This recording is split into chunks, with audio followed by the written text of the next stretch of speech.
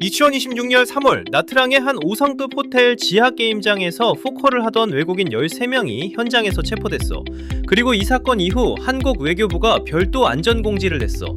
제목이 호텔 내 게임장 이용 관련 범죄 연루 주의야. 단순한 안전당부가 아니야. 범죄 연루라는 표현에 이미 많은 게 담겨 있어. 지금부터 하나씩 풀어볼게. 베트남은 도박이 자유로운 나라가 아니야. 정부가 허가한 시설에서만 제한적으로 허용되는 구조야. 그리고 그 허가가 두 종류로 나뉘어. 하나는 카지노 허가야. 실제 운영되는 합법 카지노는 대부분 대형 리조트 안에 있어. 바카라, 룰렛, 블랙잭 같은 테이블 게임을 갖추고 있고 외국인 대상 운영이 일반적이야. 다른 하나는 전자게임장 면허야. 호텔 내 소규모 게임장이 받는 면허인데 이 면허로는 슬롯머신, 전자룰렛처럼 기계가 알아서 돌아가는 게임만 허용돼. 베트남 법령에 명시된 범위야.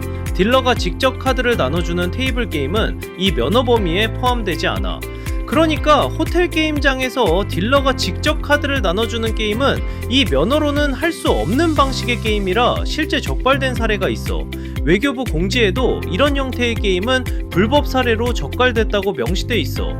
겉은 합법 게임장처럼 보여도 마찬가지야. 문제는 이걸 일반 여행자가 현장에서 구분하기가 거의 어렵다는 거야. 그래서 호텔 아니니까 괜찮겠지? 라는 생각이 가장 위험한 거야.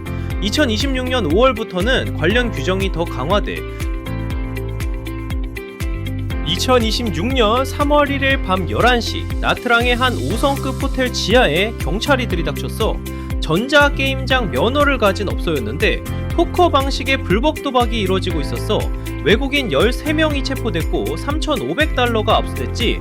근데 문제는 이게 이 장소에서 처음 있는 일이 아니었다는 거야.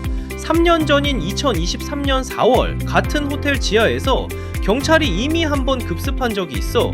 그때도 전자게임장 면허를 가진 업소였어. 합법 업소처럼 보였지. 근데 수사 결과 드러난 건 충격적이었어. 전자게임기는 전부 꺼져 있었고 실제로는 딜러가 직접 바카라, 룰렛, 블랙잭을 진행하고 있었어. 27명이 현장에서 체포됐고 수억 원 규모의 불법 도박장이었던 거야. 거기다 이 사건에는 한국인이 핵심 피고인으로 포함돼 있었어. 전자게임장 허가를 받아 운영하면서 실제로는 딜러 테이블 게임을 운영했던 거야. 2025년 2월 재판에서 핵심 피고인 2명은 각각 징역 5년 6개월을 선고받았고 불법 수익에 대해서도 몰수 추징이 이뤄졌어. 외교부 공지에 이 사례가 직접 명시돼 있어. 문제는 여기서 끝이 아니라는 거야. 한국 형법에는 속인주의 원칙이 있어. 한국 국민이 외국에서 한 행위에도 한국 형법이 적용될 수 있다는 거야. 도박죄는 1,000만원 이하 벌금, 상습이면 3년 이하 징역 또는 2,000만원 이하 벌금이야. 실제 사례 2개만 볼게. 첫 번째, 캐나다에서 대마가 합법화된 직후인 2018년 한국인 여성이 관광 중 현지에서 합법적으로 대마를 흡연했어. 캐나다에서는 아무 문제 없는 행동이었지. 근데 귀국 후 경찰에 발각돼 한국법으로 처벌받았어. 현지에서 합법이었다는 사실은 아무 의미가 없었던 거야. 두 번째는 도박 사례야. 전직 프로야구 선수가 마카오에서 원정 도박을 하다 귀국 후 한국 형법으로 벌금형을 받았어. 이후 또 도박을 하다 적발됐는데 이번엔 그 전력이 상습성으로 인정돼 징역형까지 선고됐어. 해외 도박 전력이 나중에 국내에서 불리하게 작용한 거야. 외교부도 공지에 명시했어. 베트남 현지 합법시설이라 하더라도 상습적이거나 고액 도박인 경우 귀국 후 한국법에 따라 처벌받을 수 있다고. 그리고 현지에서 체포되면 장기간의 구금조사와 현지 법 절차를 피하기 어렵다고 외교부도 경고했어. 2023년 사건처럼 수사부터 판결까지 2년 가까이 걸리기도 해. 그 시간 동안 현지에 묶이는 거야. 거기다 귀국 후 한국법 리스크까지 겹칠 수 있어.